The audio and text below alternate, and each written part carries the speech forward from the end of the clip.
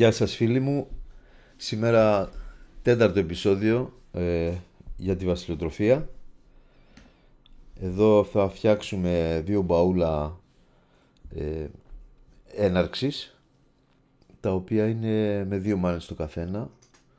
Βάζουμε μέσα από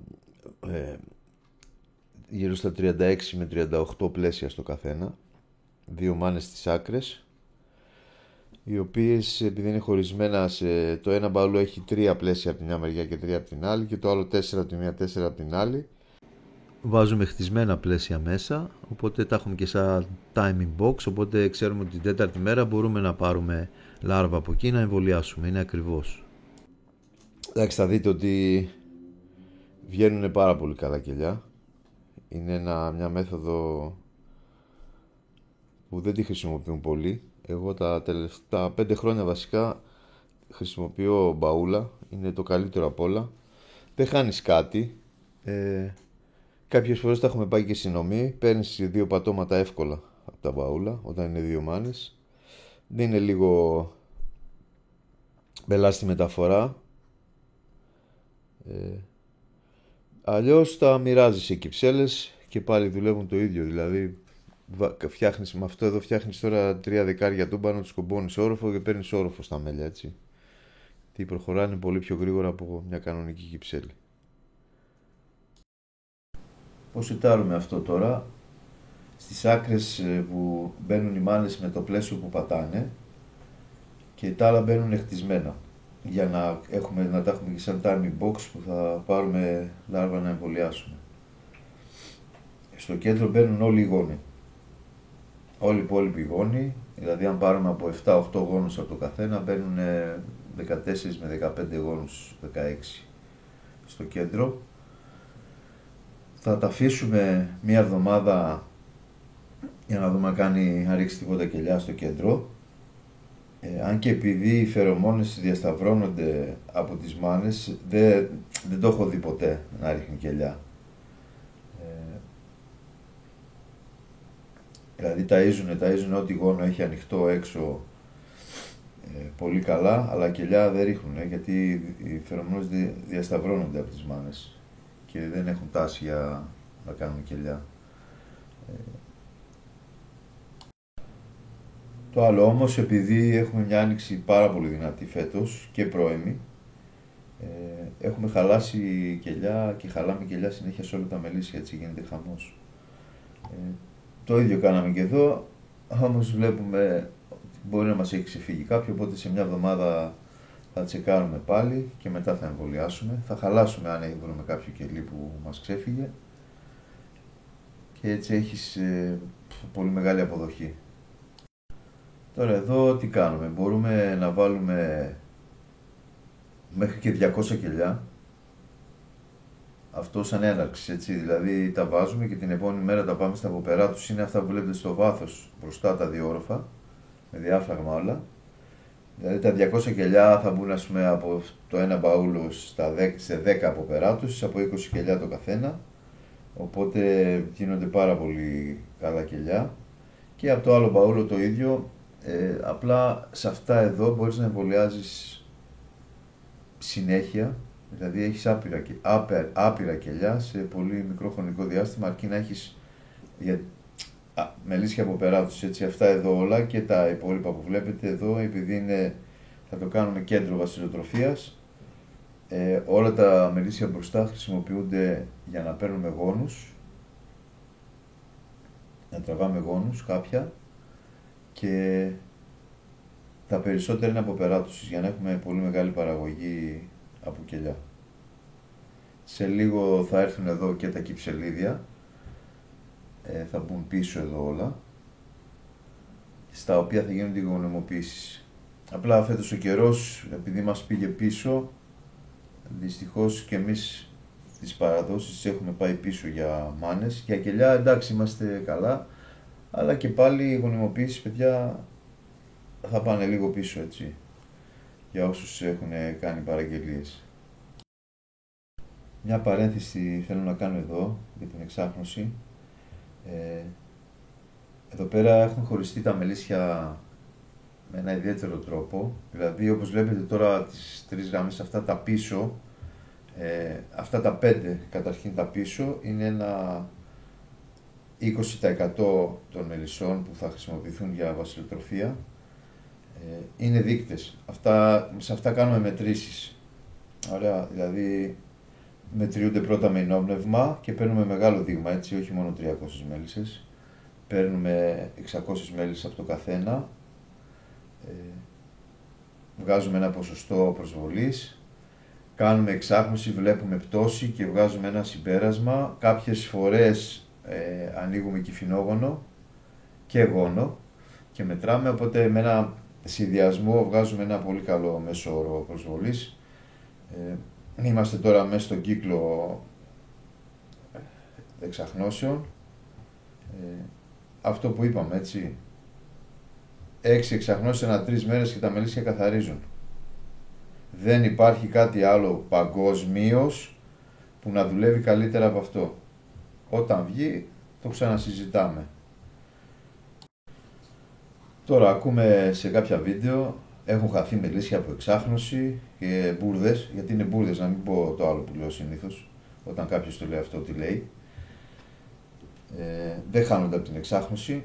Έχουμε κάνει εξαχνώσεις σε χιλιάδες μελίσια. Στην ομάδα έχουμε γύρω στα 1400 μελίσια, τα οποία είναι μόνο με εξάχνωση τα τελευταία 6 χρόνια. Οπότε αυτό δεν ισχύει που λένε αυτοί που το λένε. Ξέρετε τι λένε. Λοιπόν, τα μελίσια όταν είναι η υποκατάρρευση ή πλησιάζουν στην κατάρρευση, ό,τι και να τους κάνεις θα τα χάσεις.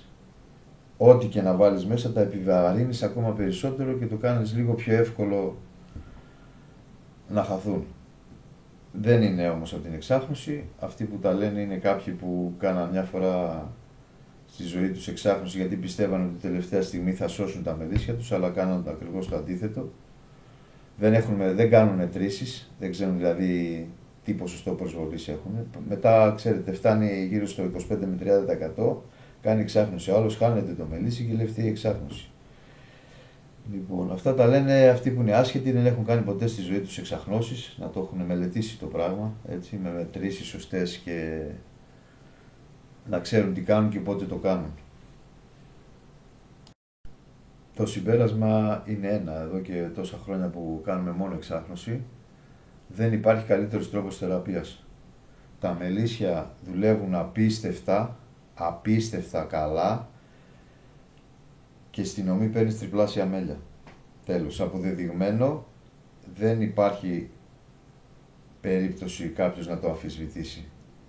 Και είπα, όποιος θέλει, δοκιμάζουμε σε μελίσι, όχι μία εξάχνωση, 3 εξαχνώσεις την ίδια μέρα θα κάνουμε, δεν παθαίνει τίποτα το μελίσι. Τίποτα. Εδώ στα μπαούλα ας αλλάξουμε λίγο θέμα, γιατί δεν μπορώ και βγαίνουν και σε βίντεο με κανάλια στο YouTube και λένε ασυναρτησίες, ενώ δεν έχουν κάνει εξαχνωτή ακόμα, μιλάνε για την εξάχνωση. Τέλος πάντων, ας πάμε στο θέμα μας. Σε αυτό εδώ θα δείτε εξάχνωση, με ανοιχτά όλα τα καπάκια από πάνω, γιατί στα μπαούλα είναι δύσκολο να κάνεις από τα πλάγια και να περάσει κέντρο. Ανοιχτό όλο, από πάνω εξάχνωση με το κανόνι, θα δείτε τι παίζει και αν παθαίνει κάτι το μελίσι. Τέλος πάντων, πάμε στο θέμα μας. Σετάρισμα μπαούλων για βασιλοτροφία. Εντάξει, αυτά τα μπαούλα μπορούν να βγουν και 4 μάνες, έτσι, απλά τώρα θα το κάνουμε με 2. Μπορεί να αφήσουμε, να βάλω και 2 κελιά στα πλαϊνά αυτά, να βγάλουν και άλλες μάνες, να γίνουν 4 οι μάνες. Δεν υπάρχει θέμα, μπορείς να το κάνεις και αυτό. Υπάρχουν πολλοί τρόποι που μπορείς να τα δουλέψεις στα μπαούλα. Μπορείς να τα δουλέψεις για παραφιάδες, δηλαδή αν έχεις 4 μάνες γύρω-γύρω, κάθε εβδομάδα παίρνεις από ένα γόνο και κόβεις μια παραφιάδα. Και αυτό μπορείς να το κάνεις, ας πούμε, αν τα ξεκινήσεις νωρίς και τα σετάρεις, μπορείς να το κάνεις, ας πούμε, για 2 μήνες το λιγότερο. 2 μήνες. Να κόψεις από το κάθε μπαούλο, ας πούμε, να κόψεις 8 παραφιάδες από το κάθε μπαούλο, 4, έτσι, με 4 γόνους μιλάμε να παίρνεις. Μιλάμε για καλές παραφιάδες, οι οποίες γίνονται και παραγωγικές. Εδώ τώρα σε αυτά που βλέπετε τα κλειστά, τα δύο τα καπάκια που βλέπετε τώρα, ένα δεξιά, ένα αριστερά, έχουν μπει οι μάνες μέσα. Τώρα βάζουμε τους γόνους όλους στο κέντρο. Στα ακριανά τα δύο που είναι και αυτά απομονωμένα με διπλά διαφράγματα, θα βάλουμε ανοιχτό γόνο. Οπότε εκεί θα ξεκινήσουν κάποια κελιά σίγουρα, γιατί είναι απομονωμένα εντελώς από τις φερομόνες των δύο βασιλισσών που είναι στις άκρες. Σε αυτά τώρα θα δούμε τι κελιά θα κατεβάσουν, ή θα τα αφήσουμε να βγάλουν μόνα τους κελί, να βγάλουν μάνα μόνα τους δηλαδή η βασιλίσσα, ή θα τα χαλάσω και θα βάλω κελιά πάλι. Θα δούμε τώρα πώς θα το κάνουμε. Αυτό τώρα τι γίνεται? Δεν έχει σχέση η αποδοχή, ό,τι και να κάνουν τα κρυανά, δεν έχει σχέση η αποδοχή με το κέντρο. Στο κέντρο έχουμε 100% αποδοχή. Επειδή μοιράζονται οι φερομόνες από τις μάνες, διασταυρώνονται, και ειδικά αν έχεις 4 στο κέντρο, δεν κάνουν κελιά μόνα τους. Όμως ό,τι εμβολιάσει, επειδή έχεις περάσει όλους τους γόνους στο κέντρο, τα πιάνουν 100%. Δηλαδή η αποδοχή είναι απίστευτη. Εντάξει, υπάρχουν και τα μυστικά, έτσι, δηλαδή τραβάμε κάποιους, όταν είναι να κάνεις πολλά κελιά, μπορεί να πάμε να αλλάξουμε κάποια πλαίσια, να πάρουμε κάποια πλαίσια που είναι σφραγισμένο γόνο, να τα αντικαταστήσουμε με γύρες από κάποια άλλα, δηλαδή παίρνουμε γύρες, τιναγμένα έτσι, και τα αλλάζουμε μεταξύ τους από τα μπροστά τα μελίσια, βάζουμε γύρι, κελιά, πλαίσιο με γύρι, άλλα κελιά, πλαίσιο με γύρι, άλλα κελιά. Μπορείς να εμβολιάσεις, ας πούμε, 3 βέργες με 200 κελιά άνετα. Εννοείται ότι δεν εμβολιάζουμε όλα τα κελιά από μία μάνα, από την ίδια μάνα. Εννοείται, έτσι. Τα μελίσια έτσι αλλιώς είναι δυνατά όλα, δεν υπάρχει. Εγώ δηλαδή δεν κάνω επιλογή. Τι επιλογή μελίσια, αυτά που λένε DNA και τέτοια, δεν παίζει αυτό.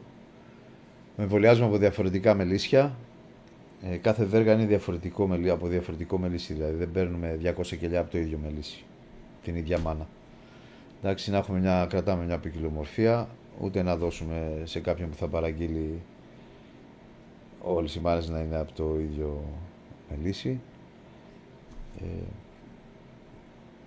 Αυτά είναι τα βασικά.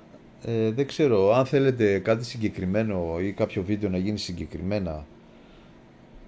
Εν τω μεταξύ εδώ θα γίνει σειρά όλη των βίντεο, θα τα τελειώσουμε όλα, θα δείτε και στα κυψελίδια πώς μπαίνουν και πώς χωρίζονται τα μπαούλα μετά, και από τα κυψελίδια πώς γίνονται μετά οι συνενώσεις, γιατί ας πούμε ένα κυψελίδιο όταν με 2 πλαίσια ή 3, αφού γονιμοποιηθεί η μάνα και σφραγίσει γόνο, αυτά τα κυψελίδια και δώσουμε τις μάνες, τα κυψελίδια συνενώνονται, έτσι, δηλαδή σκεφτείτε ότι ένα δίπλο κυψελίδιο έχει 2 πλαίσια γόνο σφραγισμένο, πίτα μέλισσα. Φανταστείτε αν ενώσουμε 5 κυψελίδια τέτοια και αφήσουμε μία μάνα, κουμπώνεις όροφο κατευθείαν και το πας για παραγωγικό, έτσι. Δηλαδή δεν χάνεις κάτι από τα κυψελίδια. Αν σκέφτονται κάποιοι ότι να χάνω τόσα πλαίσια για να γονιμοποιήσω τις μάνες, όχι, δεν τα χάνεις, ίσα ίσα παίρνεις ένα πολύ δυνατό μελίσι πίσω. Τώρα εδώ για τους εμβολιασμούς, δεν γίνονται όλοι με βελονάκι. Κάποιες μάνες τις κλείνουμε στο CQR, το είδατε στα προηγούμενο βίντεο. Κάποιες μάνες τις κλείνουμε σε Νίκο, τη Zender, και εννοείται ότι εμβολιάζουμε κιόλας με βελονάκι, έτσι. Κάνουμε 3-4 διαφορετικούς τρόπους εμβολιασμού, οι οποίοι όλοι δουλεύουν, δεν έχει θέμα. Απλά τώρα εδώ, επειδή έχουμε κάποια παιδιά που θέλουν να μάθουν βασιλοτροφία και τους κάνουμε έτσι μια σαν ψιλοεκπαίδευση, ας πούμε, τους τεστάρουμε τι αποδοχή θα βάζει, και μια βέργα ο καθένας μέσα δικιά του, βλέπουμε τι αποδοχή έχουν, βελτιώνουμε κάποια πράγματα, βλέπουμε ποια βελονάκια τους ταιριάζουν, γιατί δεν ταιριάζουν όλα τα βελονάκια σε όλους, έτσι. Το κινέζικο δηλαδή δεν μπορεί να το δουλέψουν όλοι, όπως και το άλλο, τα άλλα τα βελονάκια, ας πούμε, τα μονά που είναι τα απλά, και αυτά δεν μπορούν να τα δουλέψουν όλοι. Δηλαδή κάποιοι έχουν θέμα, δεν βλέπουν καλά. Κάποιοι δεν το έχουν. Δεν το έχουν όλοι, ας πούμε, από τη βασιλοτροφία, έτσι. Εδώ κάνουμε και τα πειράματά μας τι αποδοχή έχει ο καθένας, ποιος έχει μεγαλύτερη αποδοχή, ποιος εμβολιάζει πιο γρήγορα. Κάνουμε και κόντες μεταξύ μας. Εντάξει, είναι ωραία να είσαι ομάδα. Εμείς είμαστε ευτυχώς μια πολύ καλή ομάδα και δουλεύουμε όλοι παρέα και πάμε πάρα πολύ καλά εδώ και αρκετά χρόνια. Και με την ευκαιρία που είπα για την ομάδα που έχουμε, αυτή η ομάδα είναι στο Discord, την έχουμε ξεκινήσει το 2020. Τώρα θα φτιάξουμε μια ομάδα, την έχω φτιάξει την ομάδα δηλαδή, εντάξει, τώρα είναι λίγα άτομα μέσα, η οποία θα είναι στο Viber, θα είναι ειδικά για χειρισμούς, βασιλοτροφία, παραφιάδες και θεραπεία μόνο με εξάχνωση, έτσι, δηλαδή όποιος θέλει μπορεί να μπει στην ομάδα. Εγώ επειδή δεν το έχω, να ξέρετε, σας το εξηγώ από τώρα, επειδή δεν το έχω καλά με το γραπτό λόγο και γράφω λίγο απότομα, να μην παρεξηγήσετε όσοι μπείτε μέσα, έτσι. Άσχετα με αυτό, η πληροφορία είναι κάτι που τη χρειαζόμαστε όλοι, έτσι. Απλά δεν μπορώ να ακούω ανθρώπους που δεν έχουν κάνει ποτέ στη ζωή τους εξάχνωση, δεν έχουν εξαχνωτεί και να μιλάνε για την εξάχνωση και ότι χάνονται μελίσια και τέτοια. Δεν χάνονται και δεν έχει χαθεί ποτέ μελίσια από εξάχνωση. Τέλος. Χάνεται από άλλο λόγο. Εμείς δεν θα είχαμε μελίσια εδώ. Κανένας. Και δεν είμαι μόνος μου. Όποιος θέλει μπορεί να μπει στην ομάδα, θα έχω το link από κάτω. Απλά στην ομάδα αυτή, παιδιά, εγώ θέλω ξεκάθαρα πράγματα. Θα μιλάτε και θα γράφετε πράγματα τα οποία τα έχετε κάνει και τα έχετε δει στην πράξη, έτσι, όχι θεωρητικά. Χάθηκε το 50% των μελισσιών στην περιοχή μου από εξάχνωση, δεν παίζει αυτό. Εγώ θα ήμουν φυλακή τώρα, έχω κάνει εξαχνώσει σε χιλιάδες μελίσια ξένα, σε μεγάλα κοπάδια και δεν θα έπαιρνα ποτέ τέτοια ευθύνη αν χανόταν μελίσια, έτσι. Θα με κυνηγούσανε μέχρι να πατήσω μαύρο χιόνι. Στην ομάδα θα είναι και ο Μόσχος μέσα, οπότε θα έχουμε από έναν άνθρωπο που έχει τεράστια εμπειρία πληροφορίες, εντάξει, και να μην παρεξηγήσετε εύκολα. Εντάξει, ούτε παιδάκια είμαστε, ούτε μπαλέτο κάνουμε εδώ. Μελισσοκόμοι είμαστε, εγώ φτιάχνω και μηχανήματα, εντάξει, τι να κάνω, αφού το κάνω. Εντάξει, αυτά, καλή συνέχεια, το link θα είναι από κάτω, κάντε εγγραφή και σας περιμένω και στο Viber. Καλή συνέχεια.